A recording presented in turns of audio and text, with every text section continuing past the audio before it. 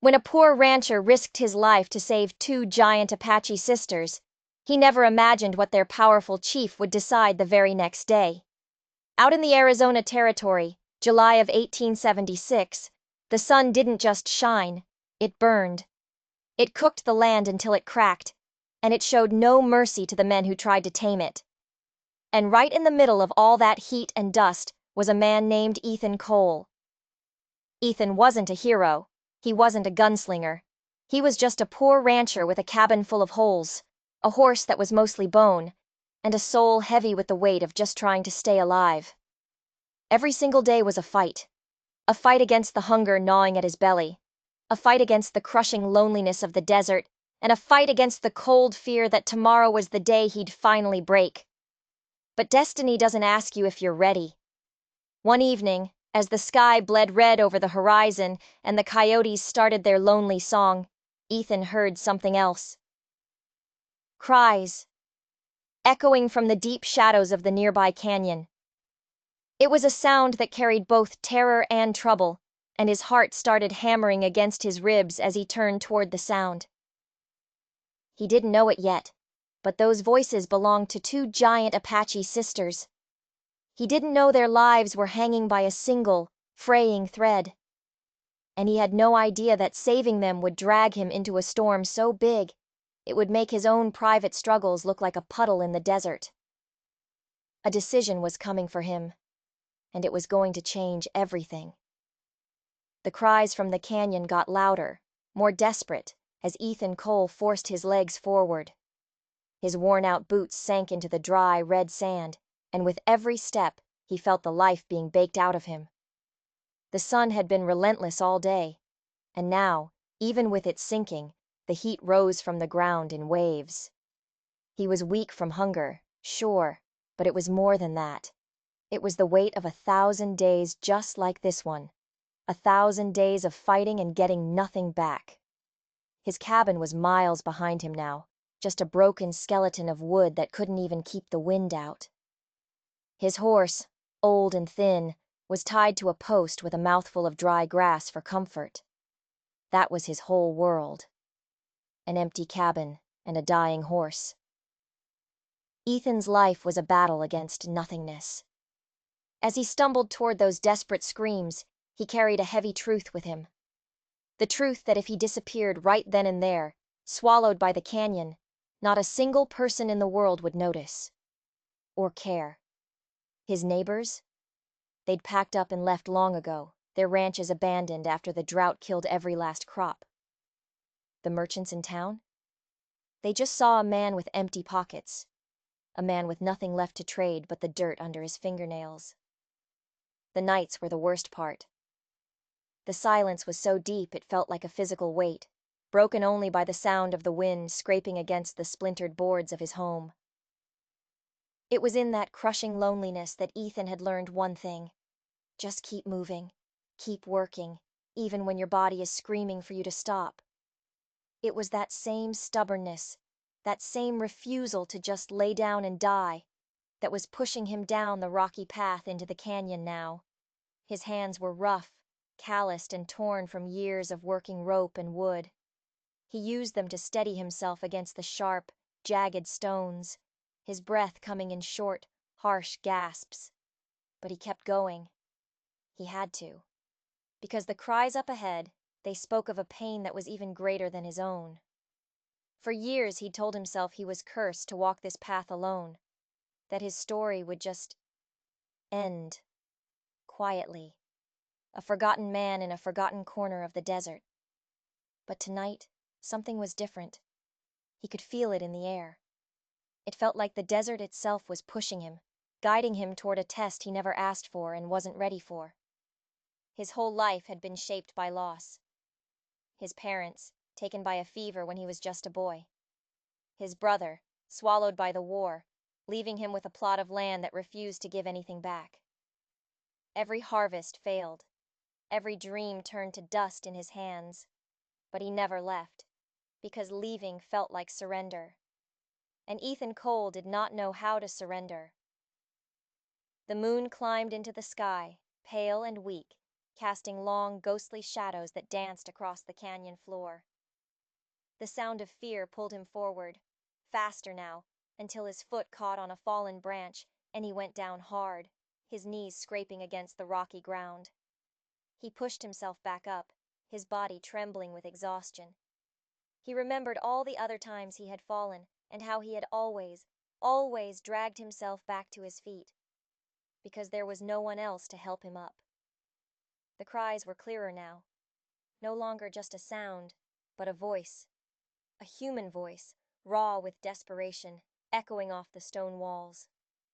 And for the first time in years, Ethan felt his heart beat with something other than hunger or exhaustion. It was a surge of purpose. He had no gun.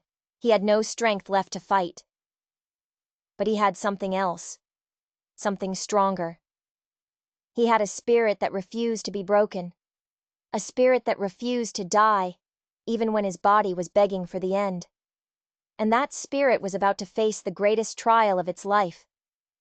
Because waiting for him in the heart of that canyon wasn't just 2 lives in danger. It was a future he could never have imagined in his wildest, most desperate dreams. Ethan rounded a sharp bend in the canyon wall, and the scene that unfolded before him stole the air from his lungs. It was worse than he'd imagined. So much worse. There, pinned beneath a tangled mess of splintered wood and heavy stone, were 2 giant Apache sisters. Their long, dark hair was matted with dust and blood. A landslide had brought a massive tree crashing down, and they were trapped beneath it, their powerful bodies rendered helpless. Their faces, usually etched with the fierce pride of warriors, were now twisted in a mask of terror and pain. In that moment, they weren't warriors. They were just 2 women, daughters of the desert, fighting for their next breath. Ethan's legs shook. He knew what he was looking at. He knew the risk. If their people found him here, touching them, it could be seen as an act of aggression, an insult that would be answered with blood. The thought sent a jolt of ice through his veins. But he couldn't walk away. His heart, his very soul, wouldn't let him. He dropped to his knees beside the fallen tree. His raw, calloused hands gripped the rough bark, and he pushed. He pushed with every ounce of strength his starved body could find. The sharp edges of the wood dug into his palms, and he felt warm blood begin to trickle down his wrists, mixing with the red dust. The tree didn't move. Not an inch. It was as if the desert itself was mocking his weakness. But then he heard one of the sisters let out a choked gasp, a sound of pure desperation, and it lit a fire in him. He roared, a sound that was more animal than man, and pushed again. Every muscle in his body screamed in protest. Fire shot through his arms and back. His vision started to blur, sweat stinging his eyes. He felt like his body was about to tear itself apart. With one final, desperate cry, he heaved his shoulder under the massive trunk. He felt a sharp, cracking pain in his ribs, but he ignored it. And then, slowly, miraculously, the wood began to shift. It lifted just enough for one of the sisters to drag herself free, her chest heaving as she gasped for precious air. Ethan staggered back, the world spinning around him. He almost collapsed. But the sight of the second sister, still trapped, her eyes wide with fear, gave him no choice. He turned back to the tree, his body screaming at him to stop. But his spirit demanded more. He pushed again.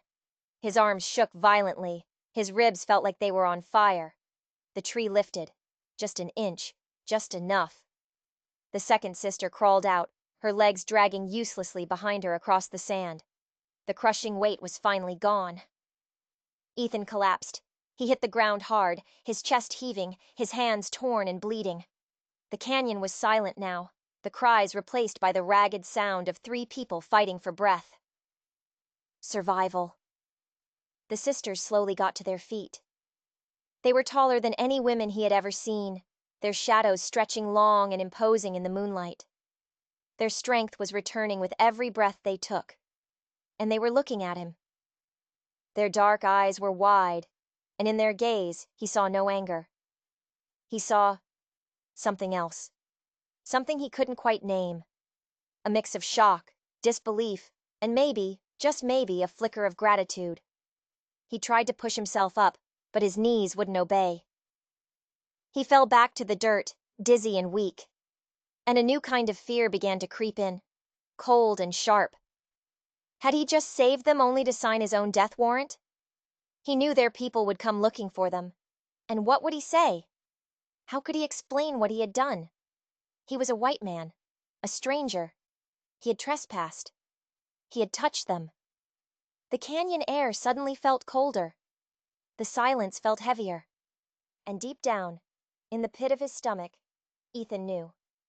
This single act of mercy, this one moment of choosing compassion over fear, had tied his fate to theirs. It would either be the thing that finally broke him, or the thing that gave his broken life a meaning he never knew it could have. That night, back in his splintered cabin, Ethan couldn't sleep. His body ached with a deep, throbbing pain. His wounds stung with every small movement. But it wasn't the physical pain that kept him awake. It was the fear. A fear so heavy it felt like the whole desert sky was pressing down on him, trying to crush him.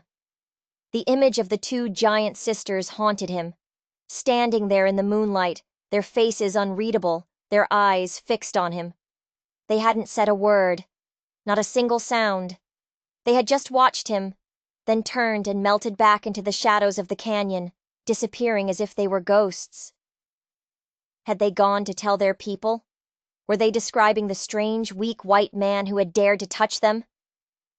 Every creak of the cabin's old wood, every whisper of the wind against the roof, sent a jolt of terror through him. In those sounds, he heard the approach of warriors.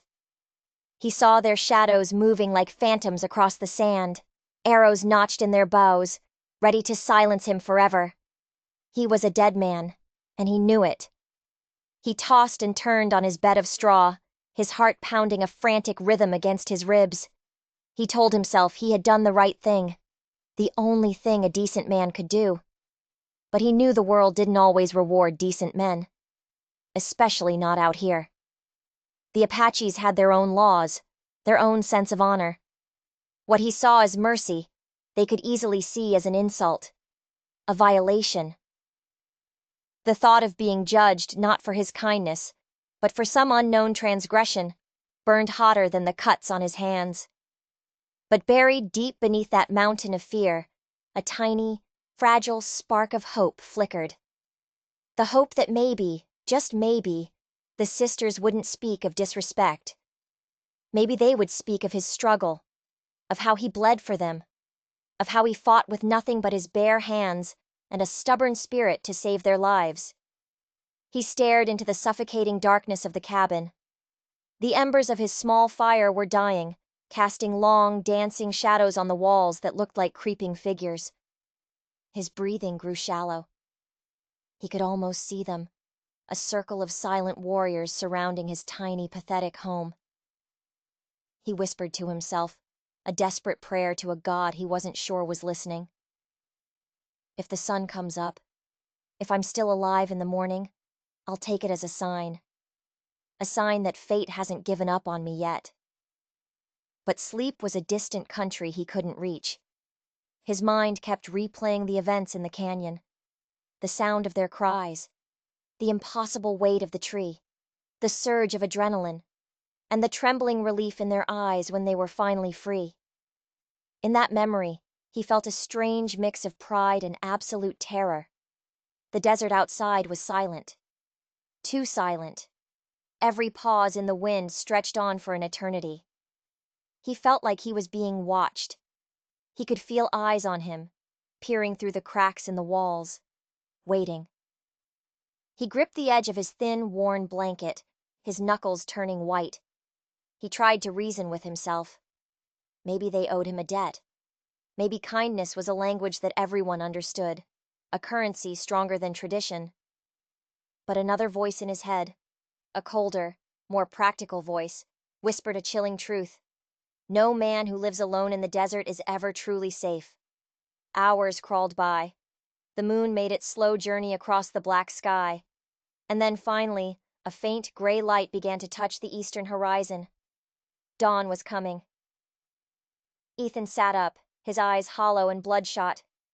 The night had stolen every last bit of rest from him.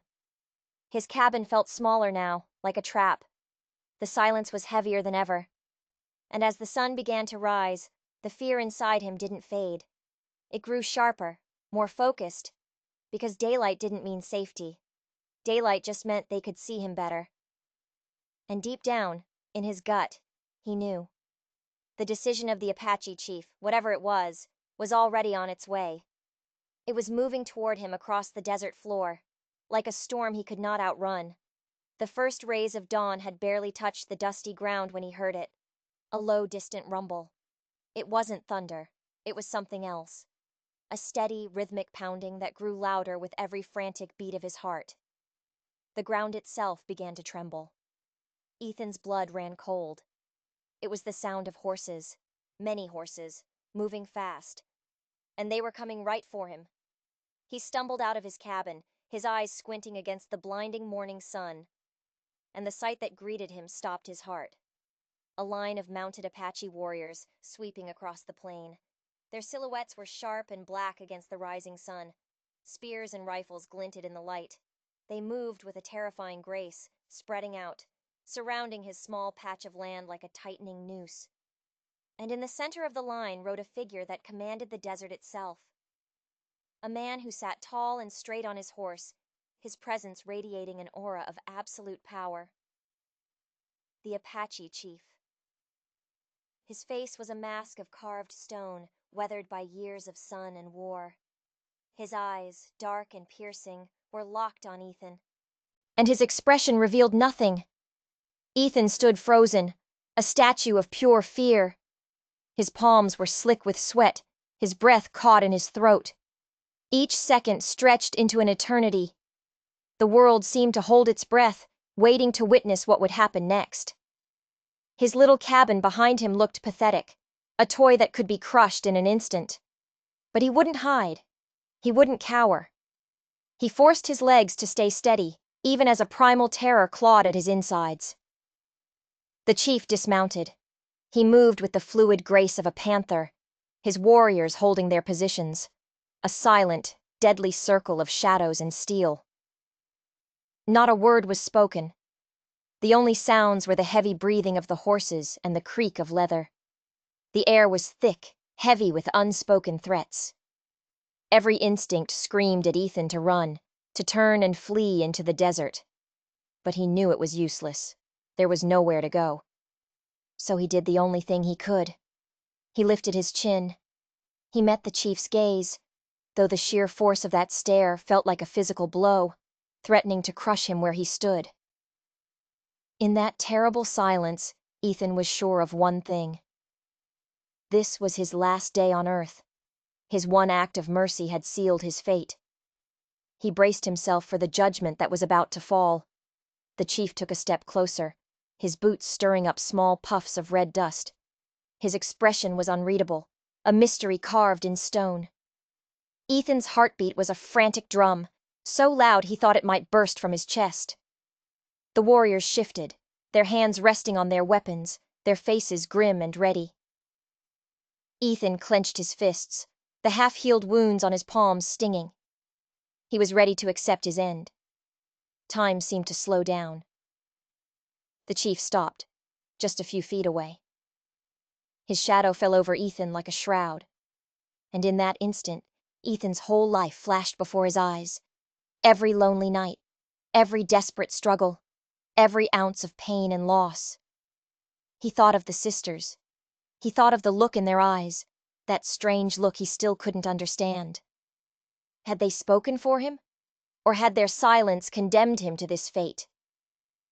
The chief's eyes, dark and ancient, seemed to look right through him, peeling away every layer of fear, every lie, until all that was left was the simple, terrified truth of the man standing before him. Ethan felt like he was standing on the edge of a cliff, one breath away from the long fall. The morning air was still. The warriors watched, unblinking. and Ethan Cole, the poor, forgotten rancher, waited for the words that would either end his life or change it forever. The chief stood there, a statue of authority, his gaze never leaving Ethan's. The silence stretched, pulling the tension tighter and tighter until Ethan thought he might snap. Then the chief spoke. His voice was deep, like the rumbling of the earth itself. And the words he said didn't just break the silence. They shattered Ethan's entire world. He wasn't there to condemn him. He wasn't there for revenge. With a solemn, powerful voice that carried across the plains, the chief declared that Ethan Cole, the poor rancher, was now a blood brother to the Apache people. He was bound to them not by birth, but by a courage that spoke louder than any words. And from that moment forward, as long as his tribe drew breath, no harm would ever come to him. Ethan's knees almost gave out from under him. The wave of relief was so powerful it was dizzying. The warriors, the circle of death that had surrounded him moments before, lowered their weapons. Their hard, hostile stares softened into something else. Respect. A recognition he had never seen in the eyes of the men in town. And then, from behind the line of warriors, two figures emerged. The sisters. They walked toward him, their powerful frames moving with a newfound grace. Their eyes were shining, not with pity, but with honor. As they came to stand beside their father, the chief, Ethan felt the crushing weight of loneliness. A weight he had carried for years, simply lift from his soul. It was like chains he never knew he was wearing had just broken and fallen away. The chief's words seemed to hang in the air, carried by the desert wind, sealing Ethan's new fate. He was no longer Ethan Cole, the forgotten man. He was no longer a ghost haunting a broken-down ranch. He was a man who had faced down his own fear and found a family in the most unlikely of places, in the very heart of the Wild West. But the story wasn't over. In fact, it was just beginning. Because as the chief placed a firm hand on Ethan's shoulder, a silent gesture of acceptance, Ethan saw something else in the old man's eyes. It wasn't just gratitude. It was calculation. There was a reason for this grand gesture, a purpose that went deeper than just repaying a debt. The chief turned and gave a quiet order in his native tongue. Two warriors brought forward a horse, not old and bony like Ethan's, but a strong, muscular war pony. They also brought saddlebags, heavy with supplies, food, water, things Ethan hadn't seen in months. "You saved my blood," the chief said, his voice low and serious. "You saved my daughters. An Apache debt is a debt of stone. It does not wash away. But our honor demands more than gifts." A cold knot began to form in Ethan's stomach. This wasn't a simple thank you. This was something else entirely. "Our people are in trouble," the chief continued, his gaze sweeping over the dry, cracked land. "The Blue River has run dry. A rival band, the Red Claws, have dammed it upstream. They steal our water. They starve our people." He turned his piercing gaze back to Ethan. "My warriors are known to them. They watch the canyon pass. An attack would mean a bloody war, a war we might not win. But you are a stranger, a ghost. Your face is unknown." And then it hit Ethan. The twist. The real price of his rescue. This wasn't just an acceptance into the tribe. It was a recruitment. "You showed strength when you were weak," the chief said. "You showed courage when you were terrified. This is a different kind of strength. A different kind of courage." He was giving Ethan a choice, but it wasn't really a choice at all. He had been saved from one death sentence only to be handed another. The chief wanted him to go where his own warriors could not, to infiltrate the Red Claw camp, to find a way to break the dam and release the water. It was a suicide mission. The sisters stepped forward. The taller one, whose name he would later learn was Nita, spoke for the first time. Her voice was strong, like her father's. "He has the heart of a badger. He digs in. He does not let go." The other sister, Lyda, nodded in agreement. "We saw it." He fought the stone and wood until he bled. He will fight for our people. Their words were meant as a compliment, a vote of confidence. But to Ethan, they felt like a prophecy of his own doom. He was just a rancher. He knew how to fix a fence, how to read the sky for rain. He didn't know how to sneak into a hostile war camp. He didn't know how to fight warriors. But as he looked at the faces around him, the chief's demanding gaze, the sisters' hopeful eyes, the warriors' wary respect, he knew he couldn't refuse. His old life was already gone, blown away like dust in the wind the moment those warriors surrounded his cabin. This was his new life, and it started with an impossible task.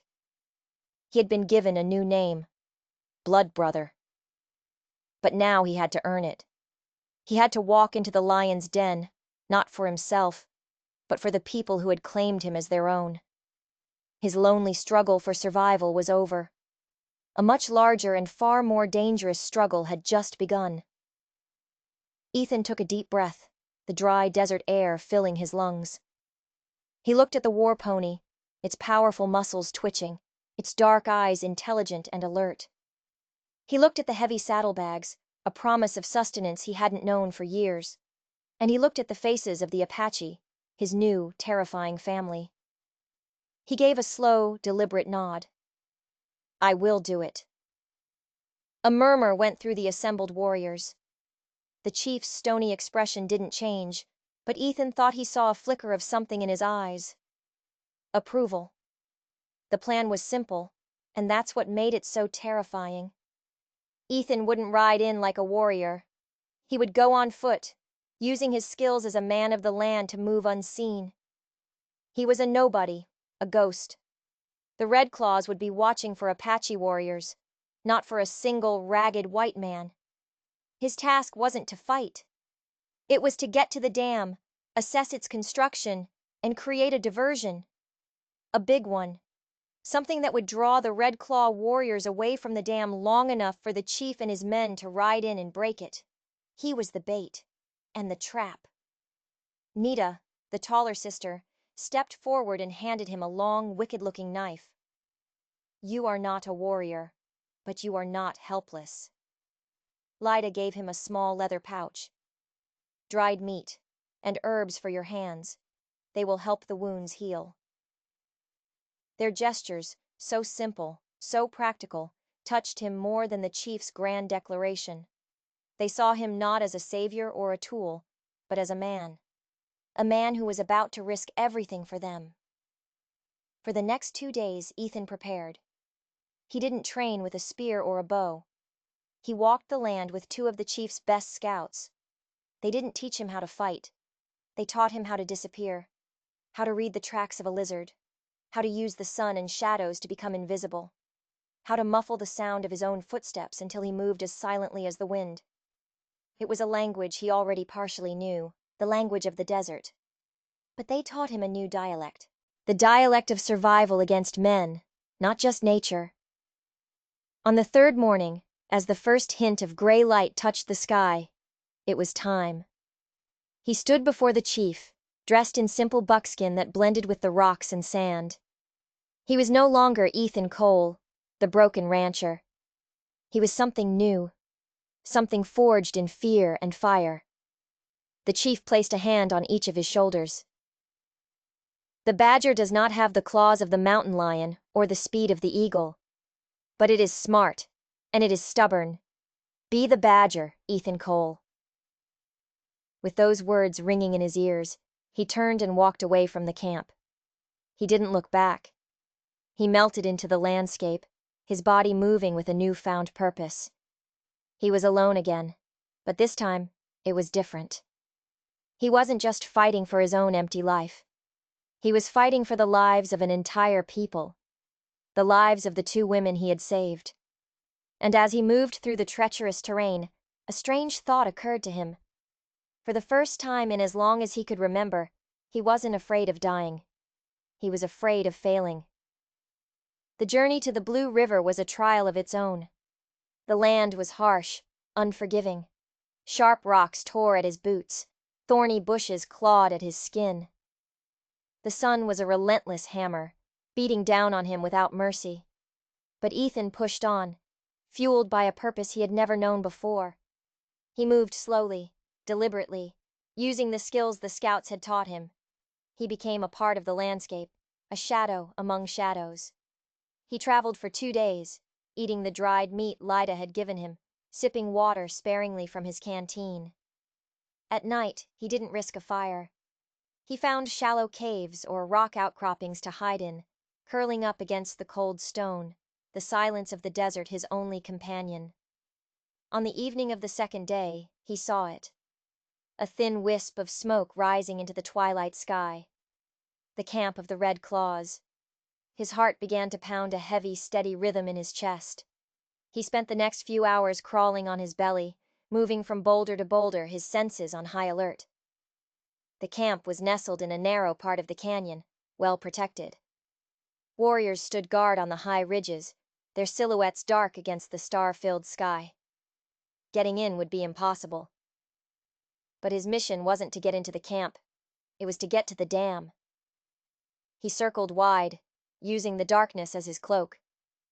He finally found a vantage point on a high cliff overlooking the river. And what he saw made his breath catch in his throat.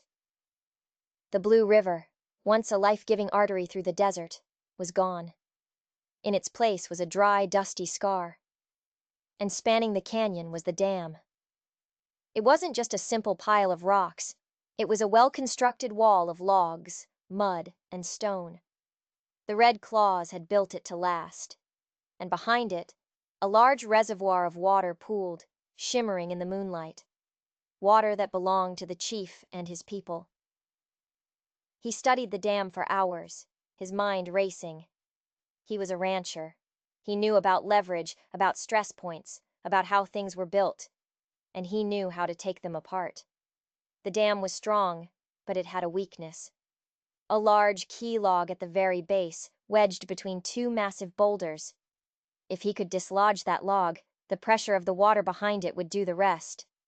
The whole structure would collapse, but the dam was heavily guarded. 2 warriors stood directly on top of it, and more were camped just a stone's throw away. A direct assault was suicide. He needed a diversion, a big one. His eyes scanned the canyon walls, and then he saw it.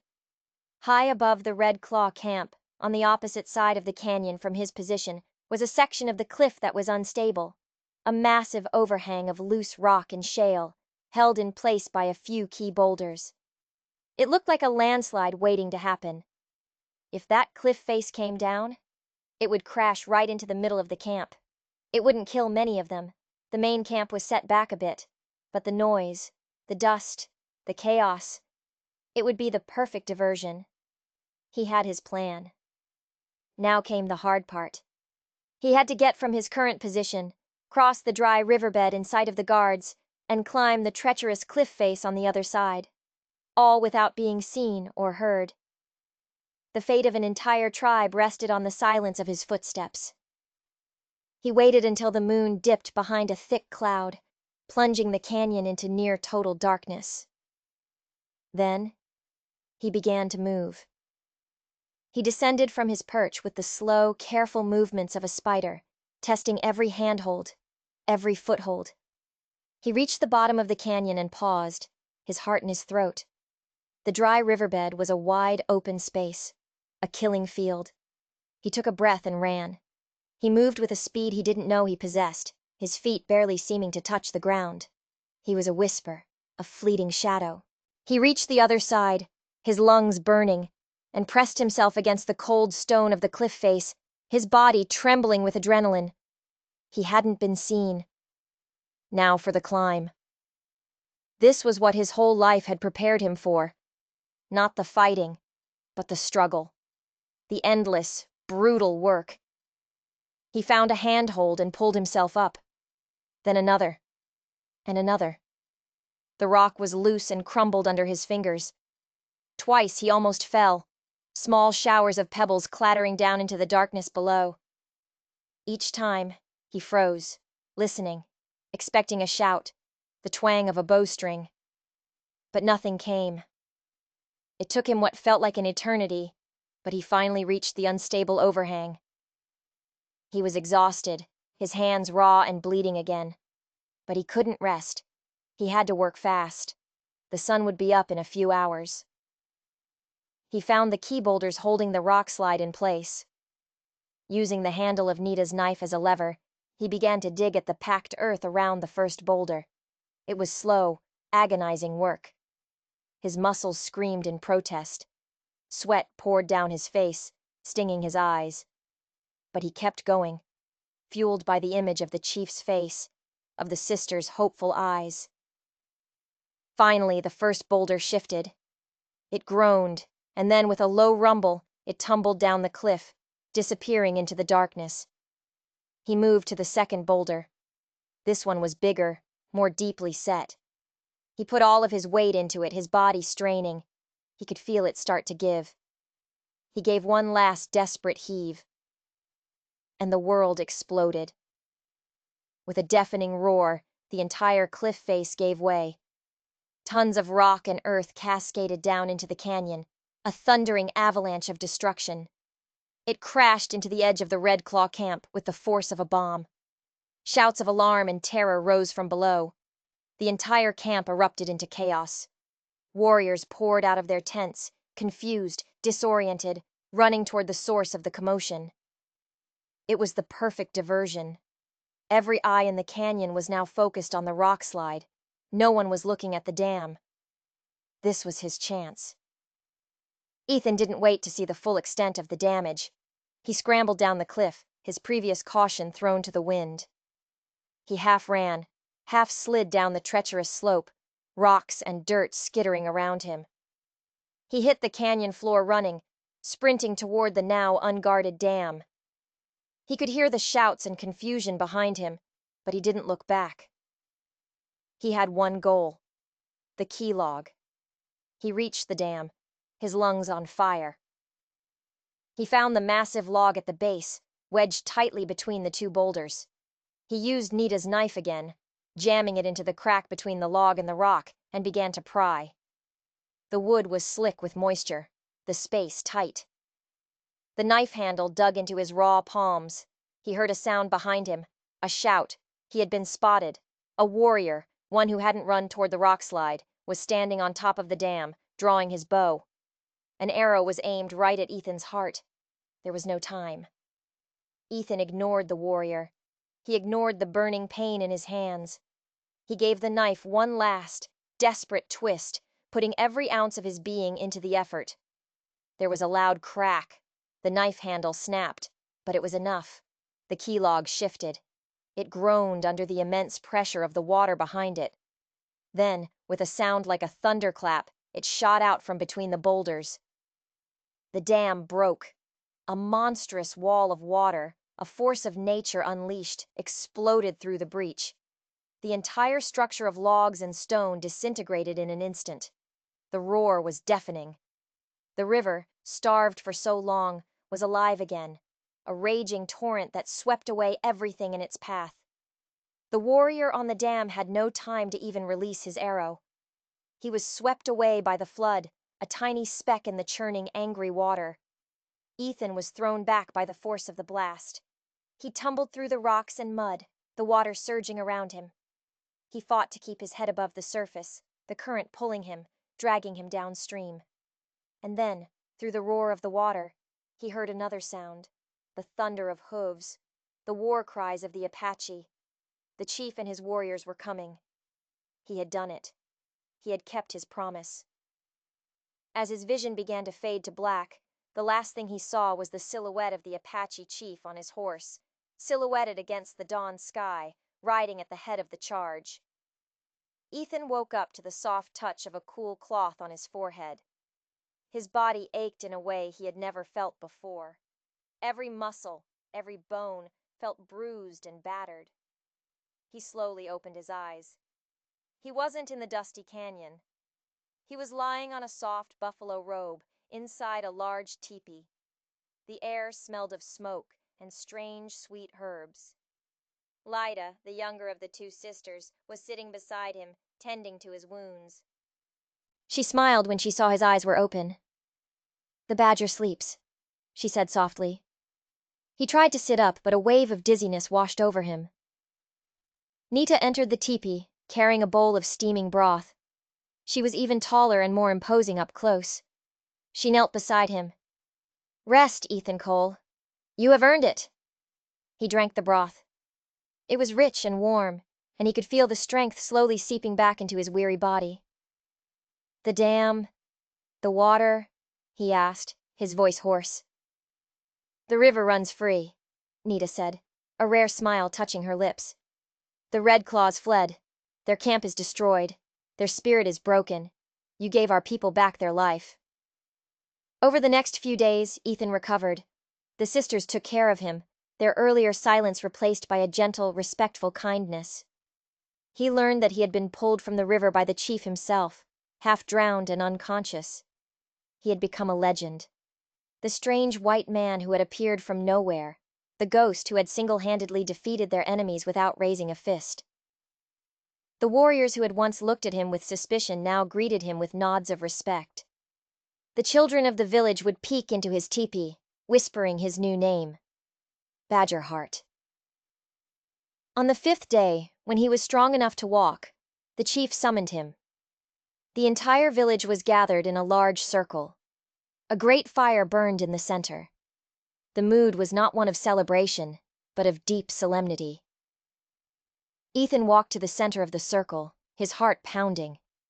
The chief stood waiting for him, his face as serious as he had ever seen it. "Ethan Cole!" The chief's voice boomed, silencing the crowd. "You came to us a stranger, a man with nothing but a stubborn heart. We asked the impossible of you. We sent you into the shadow of death, and you did not fail." He held up a ceremonial knife, its blade shimmering in the firelight. "A debt of blood was paid when you saved my daughters, but a debt of spirit was paid when you saved our people. Today, that debt is honored." The chief made a small, swift cut on his own palm. Then, he took Ethan's hand and made a similar cut. He pressed their bleeding palms together, mingling their blood.